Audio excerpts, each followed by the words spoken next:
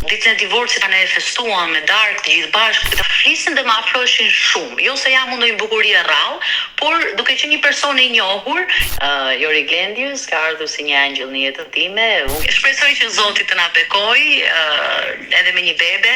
Përshëndetje miq dhe mirë se erdhët në këtë video. Keni hyrë në kanalin tim zyrtar në YouTube, Odeta Dume Mandro. Për të qenë pjesë e videove të mia, mund të klikoni këtu poshtë tek fotoja ime. Ndërkohë që ditën e sotme me live-in tim do shkojmë në Shtetet e Bashkuara të Amerikës, do të jetë Briseida Xhelaj, nëna e një djali e cila pas pak do hap dritaren dhe do të jetë me mua për të rrëfyer momentet më të vështira që po kalon në jetën e saj. Është mjeke në profesion dhe besoj që shumica prej jush, jo vetëm shqiptarët që jetojnë në Shtetet e Bashkuara të Amerikës, por edhe shqiptarët kudo në Europë dhe brenda territorit të Shqipërisë e njohin Briseidën, e cila së bashku me partnerin e saj të Jorin kanë qenë dhe pjesë e edicionit të fundit në Big Brother. Por gjithsesi ajo sot pa dorashka do rrëfej jetën e saj dhe dhimbje që po përjeton si nën, pasi në një farë mënyrë ka humbur për momentin të birin e saj dhe kujdesaria i ka kaluar babait. Por çfarë ka ndodhur? E hap dritaren dhe ftoj më njëherë Briseida Xhelaj. Briseida, përshëndetje nga Tirana. Përshëndetje Odeta, faleminderit për ftesën e emisionin tuaj. Kënaqësi. Do jemi të dyja së bashku në këtë live dhe në fakt të kërkojmë pak ndjes, aty nuk e di sa është ora. Jo, mirë është ora, unë jam zgjuar që në 6, tani më duket se është ora 9, mirë jemi. Mirë jemi me orarin. E dashur, unë në fakt nëpërmjet Instagramit, për të qenë e sinqertë, të ndjek dhe shpesher i kam ndjekur postimet e tua në Instagram, ku ti aty flet edhe për jetën tënde, një nën pa komplekse, ku tregon gjithë problematikat që mund të ketë, duke dhënë mesazhe dhe duke përçuar mesazhe edhe nënave që janë në situata të tilla. Kjo gjë më ka bërë shumë përshtypje dhe ndaj kam këngulur që të kisha në live dhe të flisja me ju. Por dua ta nis intervistën e dashur momentin për të ditur kur je larguar nga Shqipëria dhe me sa di unë ti ke mbaruar studimet dhe je mjeke aty në Shtetet e Bashkuara të Amerikës. Po, unë jam larguar nga Shqipëria në vitin 2005 me prindrit, mamit i doli llotaria amerikane, ndërkohë që vëllezërit e mi ishin në Amerikë më përpara. Gjithë familja që ka zhvendosur në Amerikë. Ku jetoni aktualisht në Amerikë? Në Connecticut, është një shtet midis New Yorkut dhe Bostonit, një shtet i mirë, me shumë histori, një shtet i vjetër, me shumë tradit, edhe me shumë shkolla. Do të thënë aty ndodhen gjitha shkollat, gjitha profesionet. Në vitin 2005, do të thënë kam lëvizur në Connecticut, por e kam vizituar jashtëmase shumë Shqipërinë. Asnjëherë nuk më është ndarë zemra nga Shqipëria. Është e vërtet. Në 2005 sa vjeç ke qenë kur je larguar e dashur?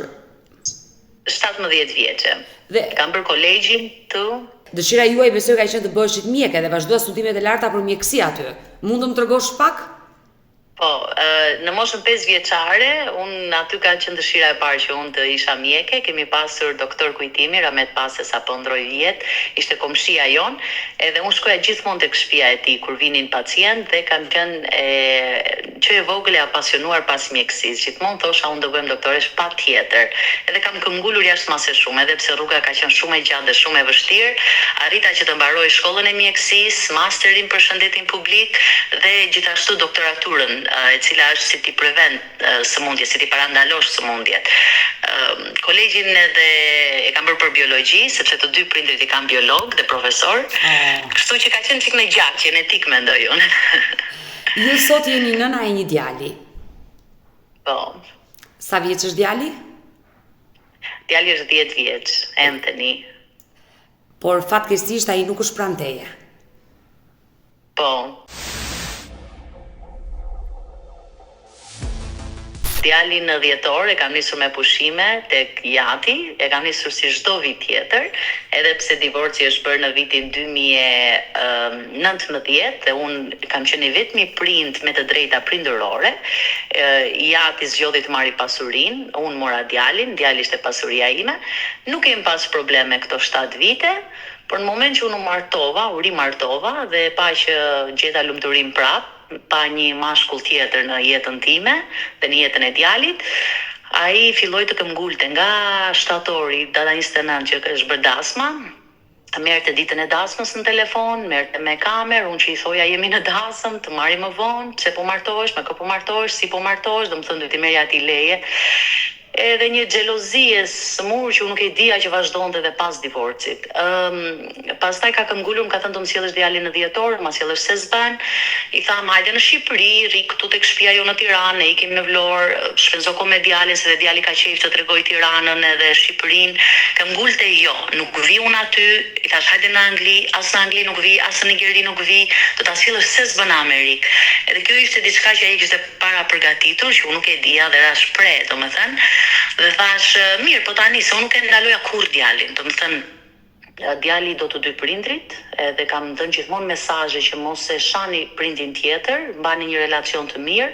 Unë e kam ngritur atë në pedestial, domethënë gjithmonë kam folur fjalët më të mira për të, sepse nuk dua të vras djalin tim, nuk dua që djali im të ketë urrëtie për baban. Dhe shkoi djali në dhjetor, dhe burri im tha, hajtë shkojmë në Big Brother, dua të tregoj historinë. Unë nuk doja, gjithmonë kam qenë skeptike, por thashë di çfarë po shkoj që për një kohë, le të themi të caktuar, ju keni qenë pjesë e Big Brother. Sezonin që sapo u mbyll. Po, thashë di çfarë, meqense djali nuk e kam në dhjetor, po shkoj sepse unë duhet të humbas mendjen. Do të thënë unë jam shumë e lidhur me djalin tim. E kjo ndoshta është gabim, nuk e di, po jam shumë e lidhur. Jam një nga këto nënat që nuk rri dot as një ditë larg djalit. Dhe sa herë djali ikën tek ati, unë të shpenzoj kohën ose me pushime në një vend të ri, ose do të ikë nga shtëpia, sepse në shtëpi ku kam dhomën e djalit, rrobat e djalit, lotën e djalit nuk rri dot. Dhe thashë di çfarë, po shkoj në Big Brother që të humbas mendjen, meqense nuk e kam djalin këto javë. E dashur Briseida, përpara se të më tregosh historinë e djalit, e kuptoj që i e prekur dhe e lënduar, unë jam vetë nën dhe e kuptoj mirë çdo të thotë një nën jetë larg fëmijës vet. Unë dua të pyes pak për jetën tënde nëse ti më lejon. Patjetër. Pasi mbarove studimet, mund të më tregosh si u dashurove me djalin e babait, mos gaboj nga Nigeria është? Po nuk më pëlqen të flas për atë sepse është e kaluara dhe kam folur boll në emisione, plus nuk është e drejtë për burrin që kam tani, që gjithmonë të dëgjoj atë lloj historie. Unë kam filluar një jetë të re, jam e lumtur me burrin që kam. Ajo histori është e kaluar, çdo njeri gabon në atë moshë, sidomos kur je pa eksperiencë, kur je në një vend si Amerika, dhe unë e kam njohur në Karajibe, domethënë unë ka qenë hera e parë që ikja nga familja ime, kam qenë e trembur, kam qenë vetëm, kam qenë në një kohë depresioni ku unë sapo isha ndar nga i dashuri im shqiptar, dashuria ime e parë, dhe shumë, domethënë ai momenti që je shumë e dobët, edhe gjithmonë një njeri si ai që është narcisist, ai di se si të manipuloj, domethënë me sjelljen e tij të mirë gjasme, sikur ishte princ, sikur i thon. Megjithatë, prap nuk bëhem pishmën se un kam fëmijën, kam djalin, kam një dhuratë shumë të bukur nga ajo martesë, kam jetuar 10 vite që nuk i hedh dot poshtë, se shumë njerëz thon ngrisi fotografit, fshi fotografit, ja i fshim fotografit, po 10 vite jetë nuk i fshim dot. Dhe nuk mund të them që kam kaluar gjithmonë keq, ka pasur abuzim emocional, psikologjik që unë nuk e kuptoja. Domethënë një narcisist çfarë të bën të izolon, dhe ai këtë bëri, më izoloi nga shoqëria, nga familja, nga gjithçka dhe ai u bë bota ime. Dhe kur u ndam për arsye të radhtie, u ndam dhe unë humba botën time, do humba busullën, kisha vetëm një njeri në jetë dhe pastaj fillova nga e para. Megjithatë unë ja dola me terapi, me ndihmë, mbarova shkollën, u bëra e pavarur, se njeriu i mirë e nxjerr Zoti në dritë herët avon kur ke një zemër të mirë. Ai u bë shumë xheloz, u mërziti jashtëmase shumë dhe pas divorcit, sepse shoqëria e tij, familja e tij mua më respektonin dhe më donin. Ndërsa ai me të dashurin që gjeti, që ajo lëvizjet e shtëpia ime që sa u ndamne, do më pa u ndarne, pa u bërë divorci, unë u fokusova te djali. Unë isha shumë e lumtur me djalin dhe unë ditën e divorcit e kam thënë dhe herët e tjera ne festuam me darkë të gjithë bashkë dhe unë ajo ka qenë ata e parë që unë fjeta gjumë, se kisha vite që nuk flija gjumë, nuk ngopsha me gjumë. Dhe e gjeta lumturin prap. Kjo ishte shumë pabesi, ishte një cik pas shpine, ishte një manipulim që të merrte djalin. Do dali drejtësia, do dali, domethënë, pavarësisht që ai manipuloi dhe gjykatësit, ka paguar gjykatësit, ka paguar avokatët, por drejtësia do dali, njeriu në drejtë e nxjerr Zoti. Unë jam një nënë, nuk di çfarë emri ti vepër Anthony, domethënë unë mendoj se unë jam ajo që s'duroj dot. Unë e di që djali është mirë, e di që është me tjatin, ai është një baba që fëmia ime ka kërkuar, sa i vetëm 90 ditë ka shpenzuar me djalin në 7 vjet divorc, nuk vinte. Ne i blini biletën, i luteshim për ditëlindjen e djalit që ishte pjesë e jona. Dhe ai kishte të dashurën dhe respektonte atë, domethënë për atë ishte e rëndësishme ajo. As nuk fliste me djalin në sytë asaj. Megjithatë, ndoshta, kjo është një shuplake e mirë edhe për mua, që mos të flas më për tek djali, kaq mirë për atë, po le djalin ta njohë ç'a babai është ai dhe kush është ai. Ndoshta, mendoj unë. Briseidan, e kuptoj, nuk do të flasësh për martesën e parë, e kuptueshme, rëndësishme që je lumtur sot me partnerin të dytë, po të ndalemi dhe aty dhe të pyes tek jeta jote e re, por ndalemi pak pas divorcit, ti me djalin e vetme, besoj që mbështetja më e madhe ka qenë nëna, babai, familja jote. Po, Anthony është rritur nga familja ime. Domethënë Anthony kur ishi vogël e pyeste njerëzit sa mama ke dhe Anthony thoshte 3. Për nënën, mamin tim, për tezen, motrën edhe për mua. Domethënë gjithmonë thoshte un kam 3 nëna. Edhe kur un kam shkuar në shkollë mjekësie, i bëja klinikat në Michigan, në Boston, në Baltimore, i ka 6 orë me makinë, 12 orë, 17 orë, që ikja nga hena të prenten dhe kthesha të prente, rria me djalin 2 ditë dhe ikja, djalin flinte në mes krevatit të mamit dhe të babit tim. Edhe fiks flinte si mua, domethënë kur kam qenë e vogël, hidhja një dorë nga mami, një dorë nga babi, se thosha mos të mbetet hatri. Është rritur me shumë dashuri. Dhe kur e mori biles dhe herën e parë që e kam marrë gati vizit, mami më merrte në telefon që gjithë kohës, ku ta sjellësh, çfarë do ta sjellësh? Edhe ta mojzojnë tash djali im, tha ju joti. Kështu që e kanë rritur, ai është rritur me shumë dashuri dhe këtë herë që e takova, herën e dytë domethënë, më pyeti për Xhaxhain. Xhaxha Kimeti është hero jonë në Shqipëri, shpenzojmë shumë kohë me ta, me pushime, shkojmë në Linxha, edhe ta si Xhaxha Kimeti ta sapo më pa. Edhe është rritur me shumë dashuri dhe unë jam me fat për këtë gjë, se unë jam rritur vetë nga gjyshrit edhe e di atë dashurinë e familjes, e kemi ne shqiptarët që japim me gjithë zemër dhe fëmia nuk e harron sado i vogël të jetë. Pasi mbarove studimet, fillove të ushtroje profesionin tënd si mjeke, aty në Shtetet Bashkuara të Amerikës dhe të themi për një periudhë goxha pas divorcit të parë, një dashurinë tënde të vërtet, bashortin tënd që aktualisht jeton me ta. Po.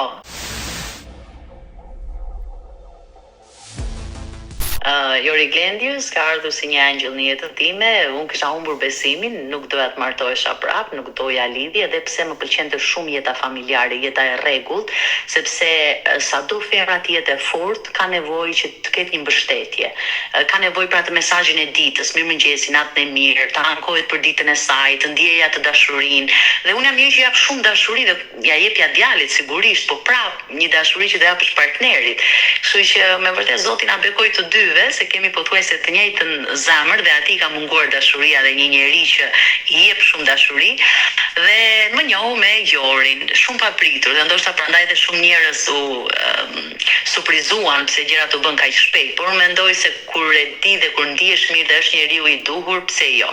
Gabimi im ishte që u bë publike. Ta dija do bëhet ky kaq xheloz atë moment të djalin, nuk do ta kisha bërë publike asnjëherë, as dasmën, as nga fotot. Mendon që dasma jote, martesa jote e dytë ka ndikuar kaq shumë te partneri jot i parë sa ai ka xhelozuar në këtë lloj forme sa të hakmerret me ty, duke të ndarë nga gjëra më shtrenjtë nga djali?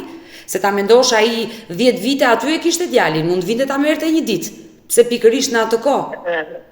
Fix, domethënë u bë shumë xheloz dhe mbaj mend një ditë kur bashorti im e mori në telefon edhe i tha që je i ftuar të vish këtu te shtëpia jon, të takosh Anthony, edhe më pëlqen shumë se bashorti im është shumë i kuptueshëm, edhe pse është i vogël në moshë, është shumë i logjikshëm. Ai ma ka thënë që herët e para kur i kam thënë e ke bezdi që un flas për të apo flas me djalin apo flas kur është djali dhe më ka thënë absolutisht jo, ai është babai i Anthony dhe është i mirëpritur këtu dhe ne do flasim me të gjithë jetën, sepse nëse ne duam Anthony, ne do ta pranojmë Anthony me baban që ka, me fisin që ka. Edhe mori foli dhe ai u mërziti jashtëmase shumë. Domethënë ishte një kohë ku unë i tregoja dhe i thosha që shumë e vështirë të flasësh me bashortin tim. Ai më thoshte mua, jo, e ke ti fajin. Ti do të flasësh me respekt, ti mos e mërzit, mos e xhelozo, në ma ti flas unë tha. Merë i tham ne, dhe unë isha me Anthony dhe Anthony bënte përkthysin. Edhe ky e merr iPadin edhe i thot përshëndetje, i thot unë jam Jori, gëzohem që u njohëm, edhe ai rrinte kështu shikon dominat se dinte kush ishte. Edhe i thot je i mirëpritur të vish në Tiranë, thot rish me djalin në kohën e dhjetorit, në Behar, thot të shtëpia jon dhe ne do ikim, domethënë ke shtëpinë këtu se ai ka qejf të gatuaj. Domethënë do të ketë edhe djali ka lodrat, shkollën, i ka të gjitha në një vend. Edhe ai që ja kthen me shumë inat, i thot kush je ti? Zot flas me ty, as mos më merr fare, as mos ta dëgjoj zërin. Edhe mbyll telefonin. Edhe Anthony tani që i thot burrit tim. Më në fund thot edhe ky e mori vesh se me çka kemi të bëjmë ne gjithë këto vite. Pastaj kishte ditë kur Anthony ishte sëmur, ishte në spital i shtruar, kishte me temperaturë me ato virozat e kohës që kaluan të gjitha ato në dhjetor, dhe ne ishim në spital. Dhe ai merrte në telefon dhe i thoshte prap bashortit tim, shumë faleminderit që je me djalin tim, që po e ndihmon, që po e çon në spital, duhet nis lek, ç'a duhet nis.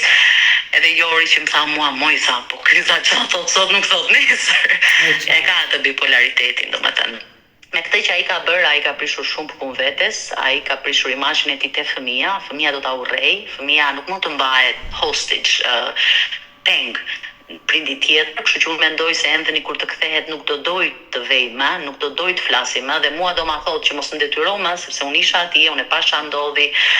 Megjithatë unë prap nuk do t'i mbjell asnjëherë urrejtje për atë. Çado që ndodhi, Anthony është i madh tani 10 vjeç të bëj vendimet e veta. E dashur, ai e mori djalin, e kërkoi dhe t'ia nisë dhjetorin vitit kaluar djalin babait në Amerikë për pushime. Çfarë ndodhi? Ai u drejtua gjykatës për të marrë kujdestarinë e plot të djalit?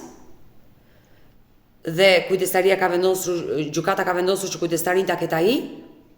Jo, vendimi i gjykatës përfundimtar akoma nuk është dhënë. Atëherë, kjo është shumë e rëndësishme, edhe kjo është dhe arsyeja pse unë kam bërë publike, se unë dua të jap mesazhe tek ata njerëz që nuk i dinë rregullat, ligjet, si të veprojnë. Dhe kur më ndodhi mua që jam amerikane dhe kam 20 vjet këtu, kjo mund të ndodhi çdo kujt, mund të ndodhi dhe një njeriu që sapo vjen, domethënë, dhe është gjuna, duhet i di ti parandaloj. Ose hapat e dura ç'a të bëjmë më pas. Mua gjykata ma ka dhënë djalin në ndarje me i vetmi prind për të drejtat e fëmijës. Ai ka hequr gjitha drejtat e tij në ndarje, sepse ai jetonte jashtë Amerikës, në Karajibe. Në moment që ai erdhi në Amerikë, filloi ta kërkonte djalin me letra. Dhe unë i thashë, nëse ti do ta marrësh djalin gjysmën e kohës, unë ta jap dhe me letra. Po nëse ti nuk vjen fare ta takosh djalin, unë s'kam si të firmos letër, sepse kur mua më duhej që të bëja pasaportën e djalit, ai nuk vinte të firmoste. Kështu që unë nuk mund të besoj ty dhe ta jap tani me letra. Ose ja, si ndodhi gjëja, unë do të ikin në Shqipëri, do të ikin në punë në Karajip, ai nuk më jep letrën, prokurën. Pra është një njeri që nuk e beson dot. Unë e besoj një njeri që një baba i denj që do të jetoj afër fëmijës, vjen me punë afër fëmijës, vjen me shtëpi në një shtet ku jeton fëmia. Ne jemi 17 orë larg. Ai ka zgjedhur një shtet ku burrat kanë përparësi, ku e dashura e tij jeton atje, dhe jemi shumë larg, por shtetet këtu kanë secili ligjet e veta. Dhe kjo është fatkeqësia që unë nuk e dija. Nuk e dija që ajo gjykat do dëgjonte atë dhe nuk do merrte letrat e gjykatës time prej 7 vjetësh. Ky sapo ka marrë djalin në datën 12 dhjetor, ka shkuar në gjykatë dhe ka thënë: "Nëna e ka abandonuar fëmijën.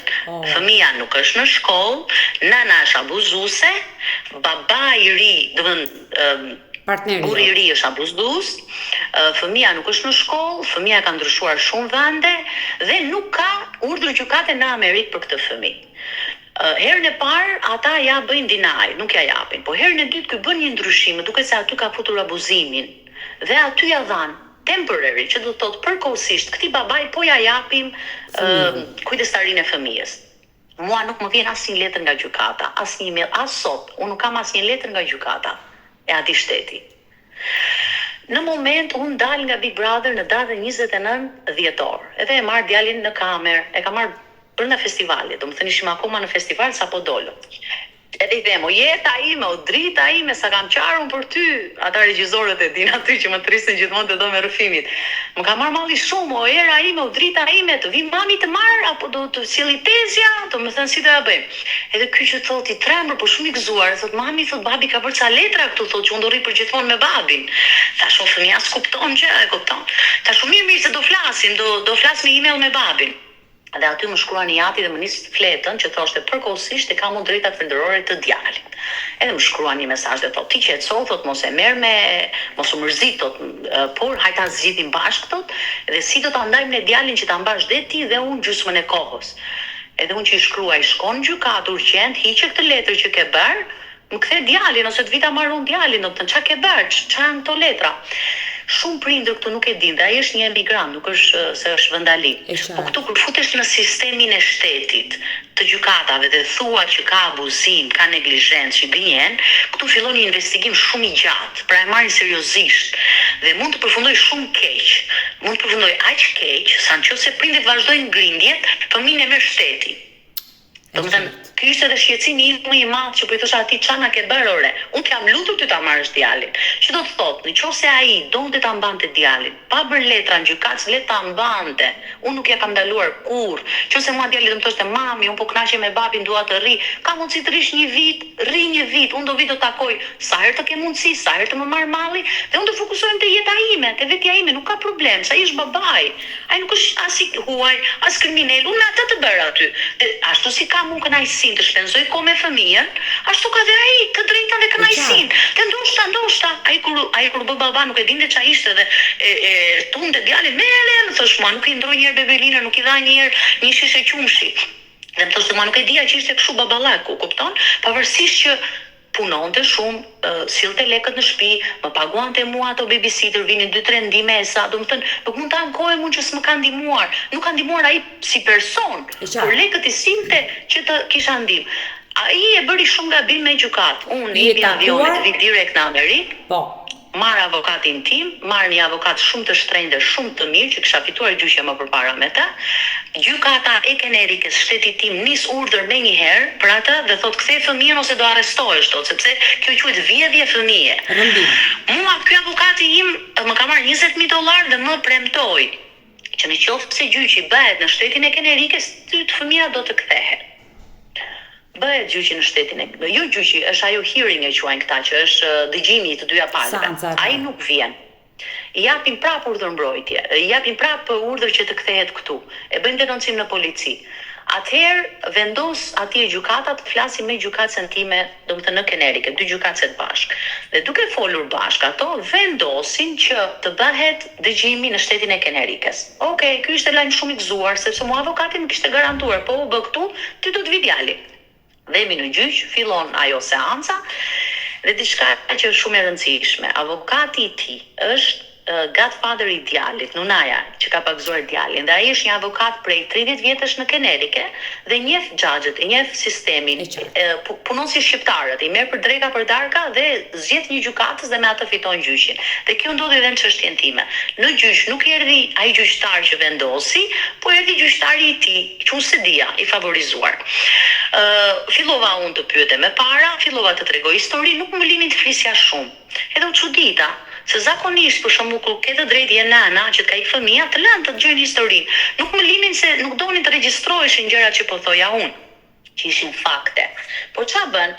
Morën historinë nga avokati avokati im prap nuk më la të flisja, kisha 120 letra për t'i dhënë, nuk më la që t'i jepja, dhe këto janë detaja shumë të rëndësishme për ata që po kalojnë gjyqin në Amerikë apo kudo në botë. Në këtë gjyq duhet të vërtetoj që unë jetoj në shtetin e Kenerikës. Në Amerikë baza ime është shteti i Kenerikës. Patenta ime është në Kenerikë, taksat e mia bëhen në Kenerikë, biznesi im është i regjistruar në Kenerikë, shkollat i kam bërë atje, martesën atje, ndarjen atje, letrat i marr atje, letrat e migracionit për burrin e ri që po i bëj i kam bërë në shtetin e Kenerikës. Çdo faturë, çdo bill, gjimi, fitnessi më vjen atje, telefonat më vijnë atje, bankat më vijnë atje. Domethënë nuk ka në botë njeri që ta hedhi poshtë adresën time që thotë jo, nuk jeti në Kenerikë. Mirë, po na atë gjyq u hodh poshtë dhe tha, ti adresën e re e ke në Shqipëri dhe ke atje shumë vite. Unë thash, jo, nuk kam shumë vite, unë kam shkuar në prill në Shqipëri. Dhe kam shkuar përkohësisht, kam bërë operacionin e këmbëve dhe u bëra keq. Dhe doktori nuk më la të udhëtoj në avion. Më thani jo, sepse ke rrezik. Njofa burrin, u martova dhe vendosa të jetoj pak më gjatë se është vendi im. Nuk më ndalon dot njeri mua sa të shkoj në Shqipëri. Po baza ime në Amerikë është Kenerikë. Tani gjyqi i fundit që është bërë në Kenerikë ishte shkurti i vitit 2024. Tani kjo gjykat, kur kishte gjyq brenda këtij viti, si mund t'i thot këtij klienti që shikoti nuk jam edhe joni, kur unë këtë vit isha në këtë gjyq. E kupton, taksat i paguaj në këtë vend. Pra çdo gjë ishte e planifikuar nga ana e tij. Vajta ja apelova dhe i njëjti xhaxhi, i njëjti gjykatës nuk e aprovoi apelimin tim. Atëherë kam bërë ankesë për të dy avokatët, e hoqa nga puna avokatin tim, kam bërë prap ankesë për atë, që të më kthehen lekët dhe ai të më jetë përgjegjës për dëmin që më ka bërë. Më ka bërë dëm shumë të madh. Në moment i vete prap gjykatës të Kentakit, ku është djali, i vete fjala që po, ju do vazhdoni të keni jurisdiction, domethënë tani. Dhe më thrasin prap në gjyq në datën 2 qershor. Kisha një gjyq në Kenerike që ish burri më kishte $100,000 borxh që nuk mi ka dhënë për djalin në këto vite. Unë nuk ja kërkova asnjëherë. Pasuria ime, si thash, është djali, unë jam një grua me profesion, me punë, me gjitha dhe thash, hajt lëre. Mirë po, kur ai ma bëri këtë të djalit, thash, e di çfarë? Unë do sulmoj këtej, se s'ke çfarë bësh me këta njerëz. Dhe unë e fitoj gjyqin, që ai mua do të jepte $100,000 urgjent. Pra, në datën 2 qershor, kishin 2 gjyqe në të njëjtën kohë, në të njëjtin orar. Prapë e vën nga avokatja e ati, me dashje. Unë shkoj tek djali para gjyqit, kërkoj që gjyqin e Kenerike të shtyhet, ata nuk e shtyn gjyqin, e bëjnë pa mua, dhe i njëjti avokat, i njëjti judge, thot, i njëjti gjykatës. 100.000 nuk do ta paguaj ai, se ja ka dhënë gjasme, dhe Briseida Xhelaj nuk i lejoi të vijë në gjykatën e Kenerikes që të bëj apelim apo të kërkoj të drejtat e saj. Kjo është një padrejësi e paparë që unë nuk e kam parë as në sistemin amerikan dhe as në një sistem të botës. Dhe prandaj kam çuar çështjen time në Hag faktikisht, sepse është një korrupsion i paparë që nuk ma merrte mendja kurrë të ndodhte njerëzve të tjerë, edhe jo më mua. E dashur Briseida, ti je takuar pas këtyre seancave gjyqësore, çfarë ka ndodhur dhe çfarë ka vendosur gjykata aty, je takuar me ish-partnerin tënd, do me thënë, okay, ti djalin e ke të sigurt, është e babait, ti e di që ai dhuron dashuri, nuk i mungon asgjë, por i mungon nëna, nuk e folur me të për më shumë detaje që kjo gjë nuk do të ndodhte kështu. Jam munduar me të gjitha mënyrat me atë njeri. Jam munduar me të mirë, jam munduar duke i treguar atij që se ai është akoma me green card, nuk është bërë akoma amerikan, dhe nëse unë e denoncoj ai deportohet dhe ikën në Afrikë. E kam, domethënë, me të gjitha mënyrat e mundura, dhe ai nuk dëgjon. Domethënë, është e gërsuar aq shumë sa nuk dëgjon as shoqërinë, as nuk dëgjon asnjë njeri. Edhe në moment për shembull që bën sikur do një marrëveshje, e bën kot sa për të thënë për momentin, dhe kur ja nis marrëveshjen ose kur preson marrëveshjen e tij, ai nuk e nis. Ball për ball nuk e kam takuar. Nuk e kam takuar dhe mendoj se ai ka frikë që nuk do të takohet, ose nuk di çfarë thot. Un kam shkuar tek shteti i tij 2 herë, kam shkuar ku kam takuar djalin. Është një qendër që japin garanci. Djali nuk ta pengon. Ti flet me djalin dhe takon sa herë të duash. Jo, për arsye se gjykata atje është në investigim, siç e thash, frika më e madhe e asaj gjykatëse është që unë nëse rri vetëm me djalin, djali do ankohet dhe nuk do ndahet më. Dhe babai nuk e do këtë gjë, se babai po paguan shumë lek që ta marrë djalin. Dhe babai do derisa të merret vendimi i gjykatës që ai do ta ketë djalin, që babai ta marrë djalin përgjithmonë, nëna duhet të jetë ose alkoliste, ose e droguar, ose e smur mendore. Asnjë nga këto që unë nuk i kam. Kështu që ai nuk do fitoj. Sado gjykatësia të jetë korruptuar, do jetë një gjykatës tjetër që do ta shikojë çështjen. Dhe ai prap do humbasi, po në mendjen e tij ai është shumë i kënaqur që unë jam mërzitur, që unë po qaj, që unë jam depresion, që mua më mungon djali, që unë po paguaj shumë lek, sepse për një person narsisist si është ai, kjo gjë atij i kënaq egon e tij të smur. Domethënë ai këtë do. Dhe unë dua s'dua kam rënë në kurtin e tij, sepse është djali, ai ka marrë djalin gjën më të shtrenjtë time. E ke takuar djalin, se më the, e kam takuar djalin. Çfarë thot? Po. Djalin unë e takoj vetëm në një qendër ku jemi të monitoruar me njerëz të tjerë, me polici, dhe djali nuk flet dot. Domethënë çdo gjë që thot djali dokumentohet për kort, për gjyqin. Edhe kjo është një traumë, sidomos për fëmijën, sepse ai do të flasi dhe nuk flet dot. Edhe këto 3 ditët e fundit më ka thënë në shqip, se unë flas në shqip shumë herë, edhe më ka thënë mami, më ka marrë malli shumë, dua të vi, hajde më merr. Dhe prap policia nuk po bën asnjë gjë, prap sherifat nuk po bëjnë asgjë, prap gjykata nuk po bëjnë asgjë, prap punonjësit social nuk po bëjnë asgjë, prap avokati i djalit nuk po bën asgjë. Domethënë kjo është një çmenduri që të thot fëmia dua të vi, dhe më ka marrë mall dhe unë e di që fëmia abuzohet atje psikologjikisht, emocionalisht, ai e lë vetëm, ai është një baba që se puth një herë, se përqafon një herë, ka shumë disiplinë, ku do flëri, çfarë do hajë etj, kurse tani nuk e ka më atë disiplinën, por tani i thot ha çfarë të duash, rri ku të duash, si të duash që djali të jetë i lumtur, dhe djali ka shtuar shumë peshë.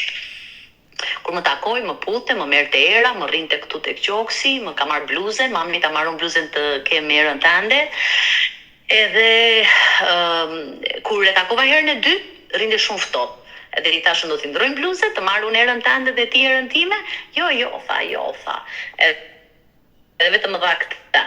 Tha, jam ba këtë nga mua, tha. Kishte një lastik nga këto tek dora. Jam ba këtë, tha, më kujto mua. Do më thënë, edhe thoshte gjatë gjithë kohës, unë jam mirë me babin, unë jam mirë me babin, unë jam mirë me babin. Do më thënë, i mësuar dhe ashtu. Prap mendoj se është i madh, 10 vjeç vërtet shpresoj që të ketë kohë që kalon mirë me ta dhe ta njohë mirë dhe sigurisht kur të kthehet pas unë do t'i jap shumë dashuri, ai do bëj shumë terapi me psikolog dhe ndoshta inshallah Zoti të harron këtë ëndër të keqe dhe e përdor për mirë në jetë dhe jo të filloj mos të doj veten e tij, se fëmia kur e ke shtajton prindi ndalon së dashuri veten e vet. Kështu që unë ato minuta që flas me të shumë rrallë ma nxjerr. Edhe pse gjykata i ka thënë çdo ditë telefonat, unë nis policinë te shtëpia e tij dhe mua mlidh policia në telefon me ta. Dhe kur flas ato minuta që flas, unë i them ti je djali më i bukur në botë, ti je fëmia më i mirë në botë, mami të do shumë, mami të ka zemër, mami të ka jetë, dhe ti do kthesh te mami shumë shpejt. Dhe ne do kënaqemi edhe më thotë të shkojmë në Vlorë, më ka marr malli për picat e Shqipërisë. I them sigurisht do vemi në gjithë botën, ku të duash ti. Do të thënë unë kur e kam takuar jam qetësuar, se pa e takuar djalin 5 muaj isha shumë keq, kam zënë krevatin dhe kam qenë shumë keq. Po në momentin që shkova e takova, të paktën e përqafova dhe i thash, Anthony, qetëso, kënaqu, kalo mirë, se mami do të marri ty, kjo është vetëm përkohësisht, mos dëgjoj çfarë flasin keq për mamin. Ti e di kush është mami jote, sa të dua unë ty. Edhe ai u qetësua, do të mori shumë ngrohtësi se ndoshta në mendjen e tij duke evoluariati, njerëz të tjerë duke dëgjuar gjykata, avokat, ai thotë nuk më do, më abandonoi me vërtetë se u martua, nuk e di çfarë mund të ishte në mendjen e tij. Dhe ai menaxheri i asaj qendre që unë takova djalin, ai u shokua se nuk di çfarë kishin thënë dhe atij. Edhe ai u çudi domethënë dhe më tha mua, dhe në burg të ishe, tha ne fëmijën do ta sillim çdo javë, tha. Si të kam mbajtur ty 5 muaj larg fëmijës, tha. Edhe i thash që unë s'jam ndar një natë nga ky fëmijë, thash. Ama unë do ta shkruaj raportin tim, tha që çfarë ndodhi këtu sot, as unë se kam parë ndonjëherë këtë gjë. Sa i pasin putë djalin, putë duar, tha po dhe nëna më mirë në botë, mami më mirë në botë. Dhe ai vetë domethënë edhe të ketë qenë i paguar, mendoj se aty ndroi mendje dhe tha, e di çfarë nuk ka lek në botë që më të dal kundra dashurisë nënës dhe djalit. E dashur unë të uroj të bashkohesh sa më shpejt me djalin, sepse e kuptoj që janë muaj që po i përjeton, janë muajt më të vështirë në jetën tënde. Faleminderit. Por sot je me Jorin dhe besoj që është mbështetja jote më e madhe. Do më lejosh ditën e sotme të të pyes si u njohe me Jorin? Patjetër, unë jam shumë e sinqert, unë e kam darë historinë time edhe në rrjetet sociale. Unë jam njohur në TikTok, sepse jam njeri që, siç ta thash, kam humbur besimin dhe nuk dilja në date, nuk shkoja të pija kafe me njerëzit kur më ftonin. Pavarësisht që në Amerikë është shumë e vështirë të kesh dhe kohën edhe ku do t'i gjesh, po në Shqipëri të paktën të flasin, edhe kur kalon në rrugë, edhe kur pi një kafe dhe pulesh. Dhe më flisin dhe më afroheshin shumë. Jo se jam ndonjë bukuri e rrallë, por duke qenë një person i njohur dhe dinin që isha beqare dhe më thoshin gjithmonë, doktoresh dhe unë jam beqar, dua t'jap një kafe, dua t'jap një drekë. Dhe gjithmonë thosha jo, nuk pranoja, sepse ishte shumë e lehtë për ata që më njihnin mua të më manipulonin, por unë nuk e njihja. Ndërsa Jori me ato mesazhet e bukura, gjeti mënyrën ta merrte kalan nga brenda, më foli për veten e tij pak, edhe më tha jam më i vogël, tha, po nuk ma tha moshën.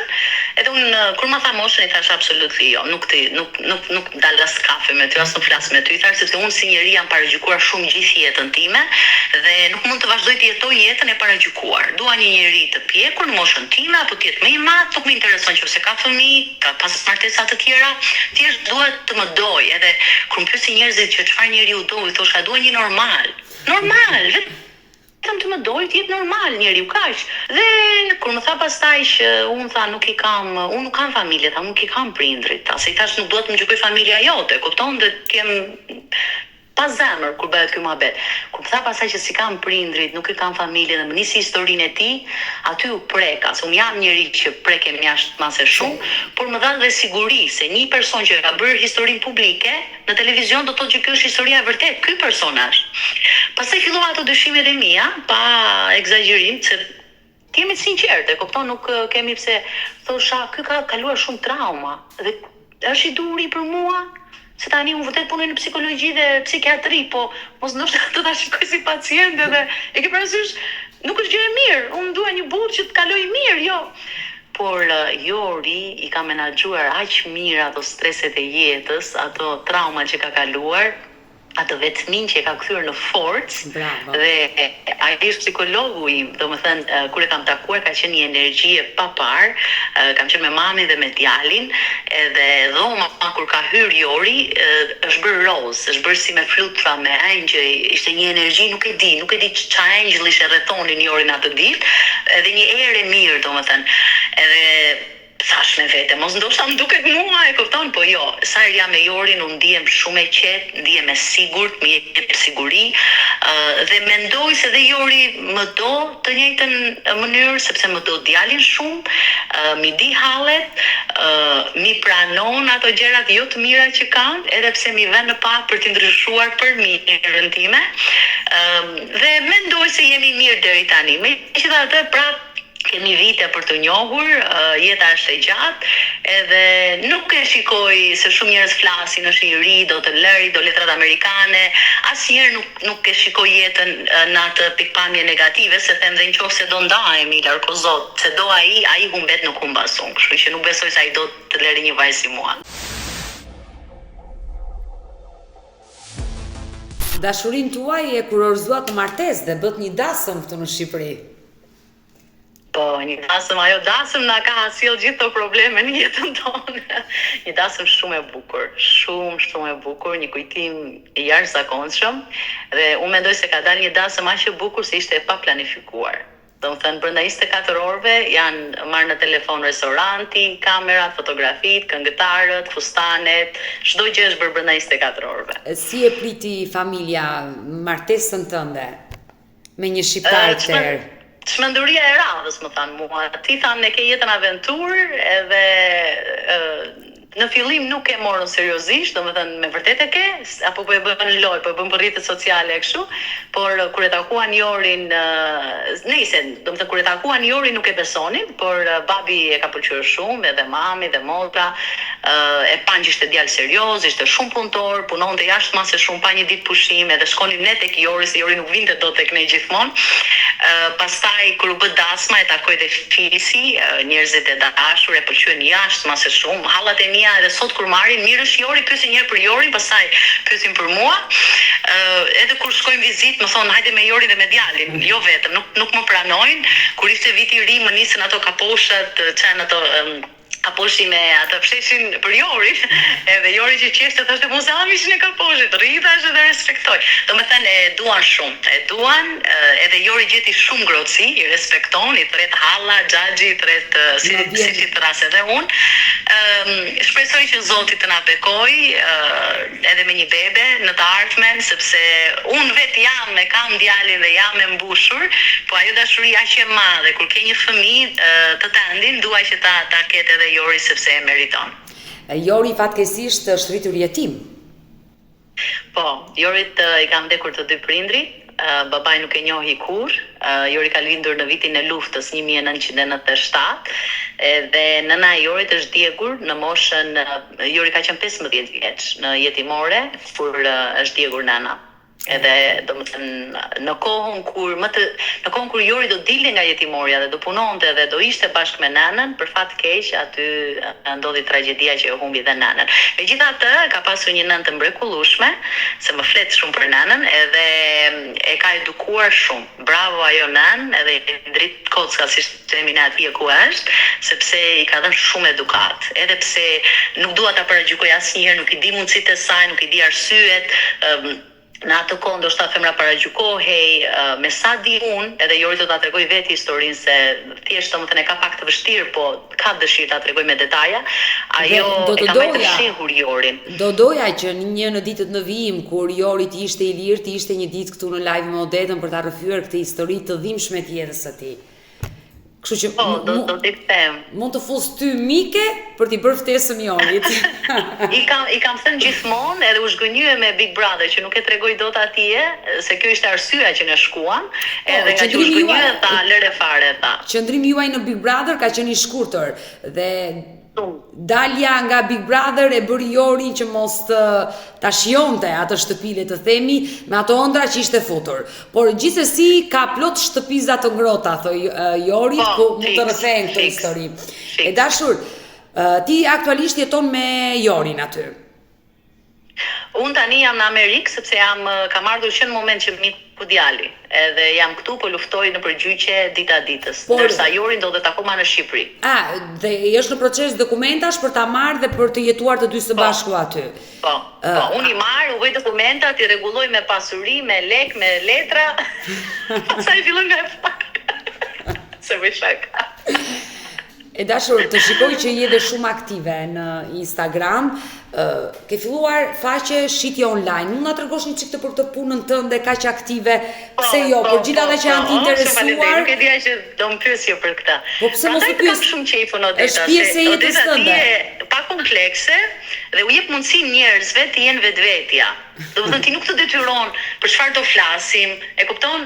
Këto janë pyetjet e tjera dhe më vjen shumë keq që më mori kaq shumë kohë të jem në emisionin tuaj, por të premtoj sa herë do më të rrasesh do vi, do ta gjej kohën, çado që të jem duke parë. Kur ti jesh në Shqipëri, do të bësh telefon.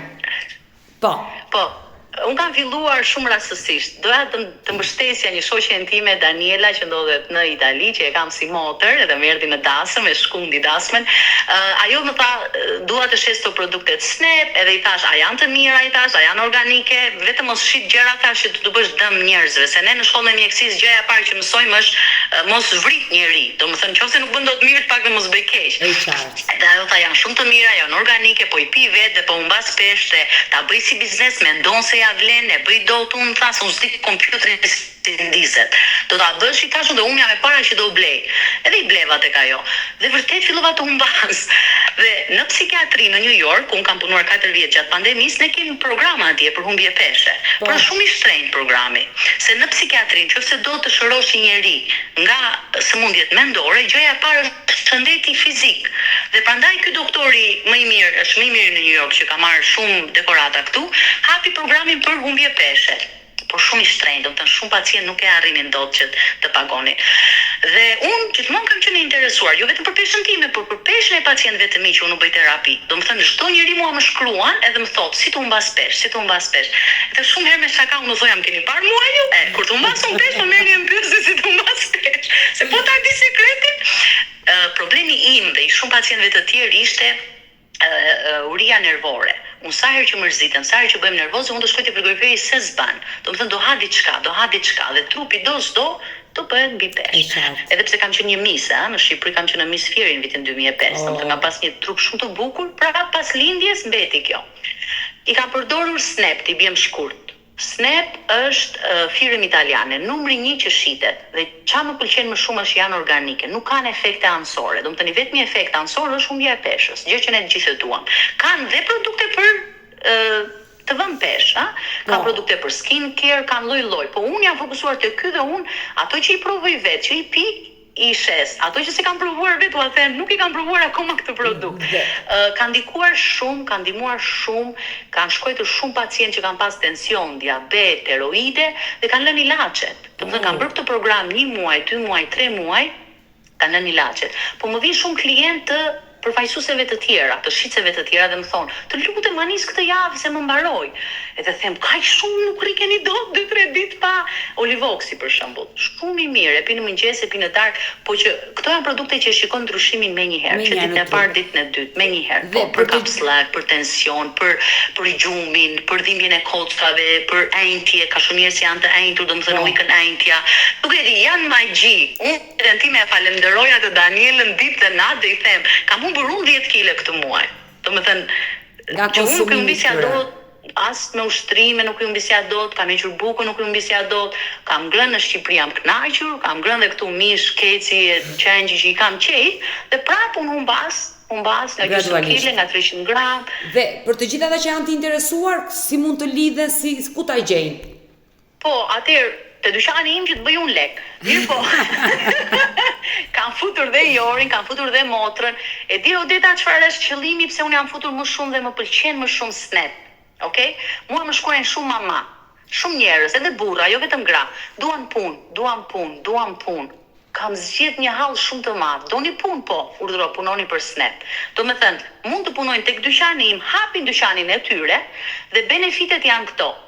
Nuk kanë pse nisin posta gjëra. Kompania e ka vetë postën e nis vet. Ju thjesht pijeni, unë rekomandoj ta pini, ta provoni, se ndoshta nuk të bën mirë ty dhe s'ke si dalësh aty dhe të thuash shikoj se un po humbas peshë. Të jeni të sinqert. Nëse e përdoret diçka, se janë dy lloj olivoksi, një është 40, një është me aloe vera. Dhe kanë vënë re për shembull disa njerëz atë me aloe vera humbasin shumë, ikën barku pas lindjes, kupton? Disa të tjerë ai 40 është më i mirë. Kështu që përdore dhe jep informacionin e duhur klientit. Gjej klientin dhe e regjistron te dyqani jot, ja nis posta ti vetëm merr rrogën dhe merr 50% të fitimit. Në fillim merr 25 dhe sapo bësh supervizore merr 50%. Po këto fitime nuk janë shumë të rëndësishme për mua. Për mua ka rëndësi që në skuadrën time të fillojnë punë njerëzit që kanë një telefon dhe internet. Unë shumë nga përfaqësuesit e mi i kam në fshatrat e Shqipërisë. Në fshatra duan 3 orë të vinë në qytet. Dhe kur ua thash që ato nuk kanë arsye të vinë në qytet, ato do vinë vetëm për të marrë rrogën te banka, kanë filluar punë, janë regjistruar. Pse? Sepse kjo është shumë convenient, është shumë e thjeshtë. Punojnë oraret e darkës, punojnë kur fëmijët flen gjumë, punojnë kur i çojnë fëmijët e shkolla dhe presin një orë, domethënë ty të merr 5 minuta kohë të vendosësh atë. Dhe secila vendos skuadrën e vet. Në Itali kanë arritur këto shicet, marrin rrogën $120,000 në muaj.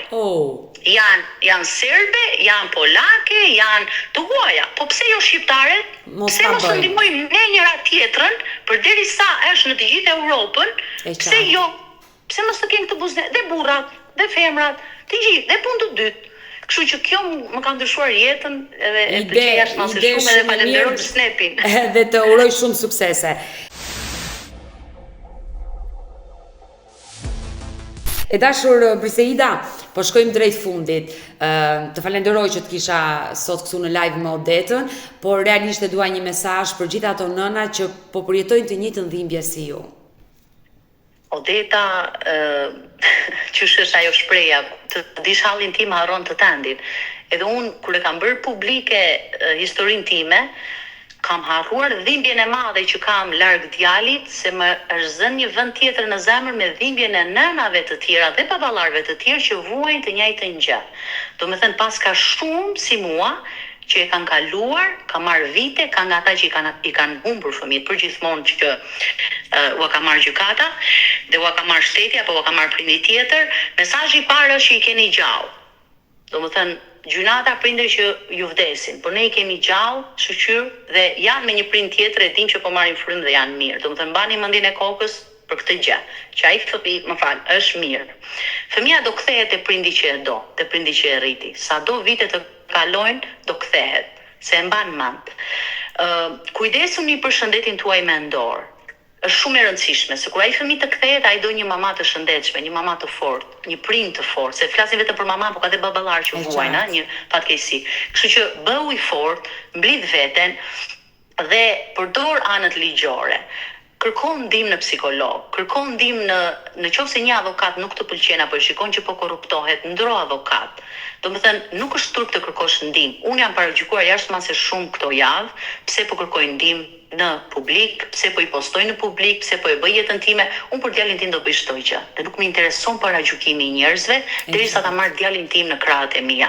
Kështu që mos keni turp të kërkoni ndihmë, se e di që duke folur dhe duke treguar historinë time, unë fillova të shërohem më në fund. Unë kisha plagë që i mbaja në zemër dhe nuk i flisja dot, mos lëndoj këtë, mos lëndoj atë. Dhe më në fund këtë ditë unë kam shprehur të gjitha. Edhe jam rregull tani, se i nxorra nga vetja ime. Kështu që kërkoni ndihmë profesionale, kërkoni ndihmë nga familjarët, kërkoni një rreth shoqëror, por mbi të gjitha ju nëna që më shkruani nuk martohen prap, martohuni prap, gjeni lumturinë, gjeni dashurinë, se fëmia ka nevojë për familje.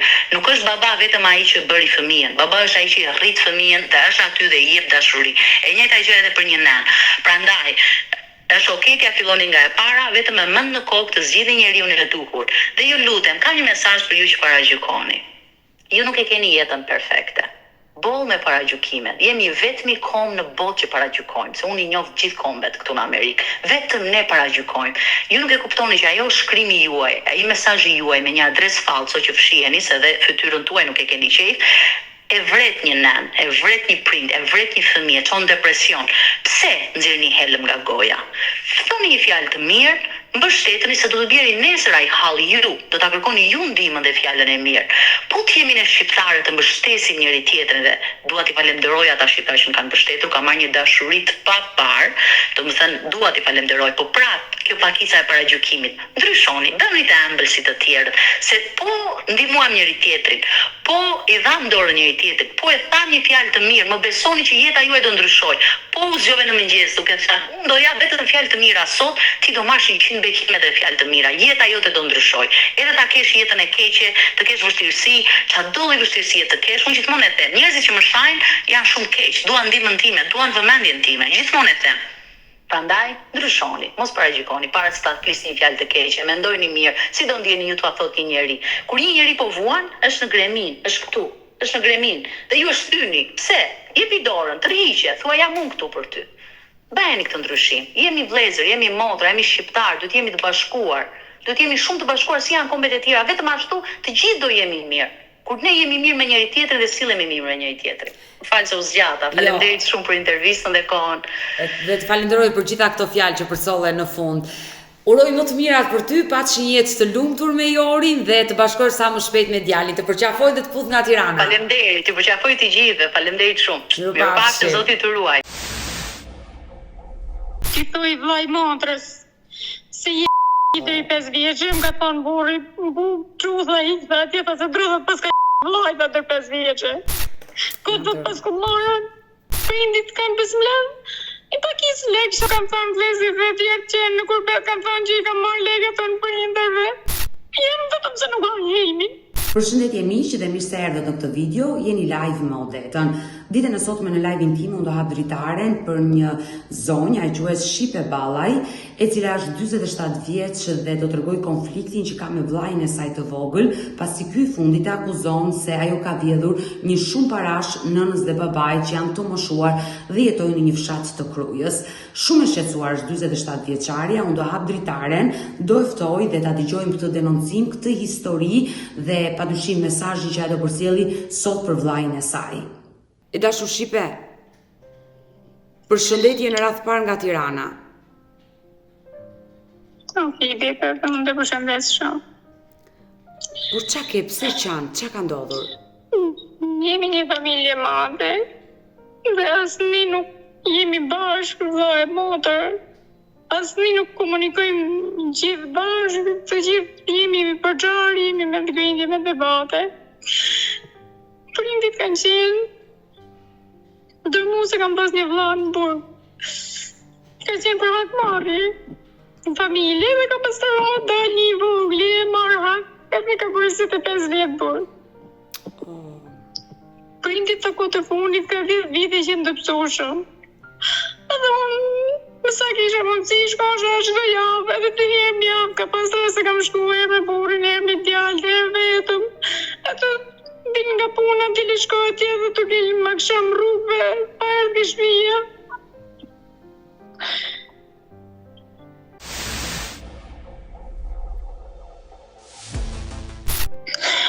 Si gjithë prindit kanë besmlem, i pakis lekë shanse në për nëzjerin djalin nga burgu, se për nëzjerin djalin nga burgu, a djalin nuk konzor nga burgu, nuk qede njëri në duhur që me bëpunën edhe. E dashur Shipe. Djalin rriti e marroj burgun vetë, nëna është pleqtin tërmukret.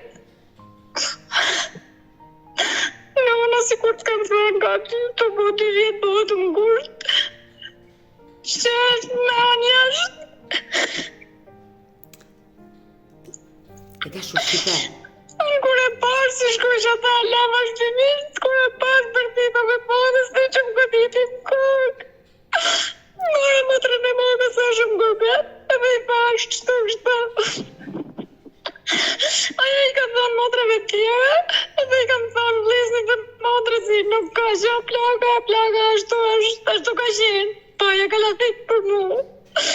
Unë i bona foto dhe e qova. Nuk po të kuptoj Shipe, qa i ka ndodhur nënës? Më falë. Mitra. Ka probleme me mitrën.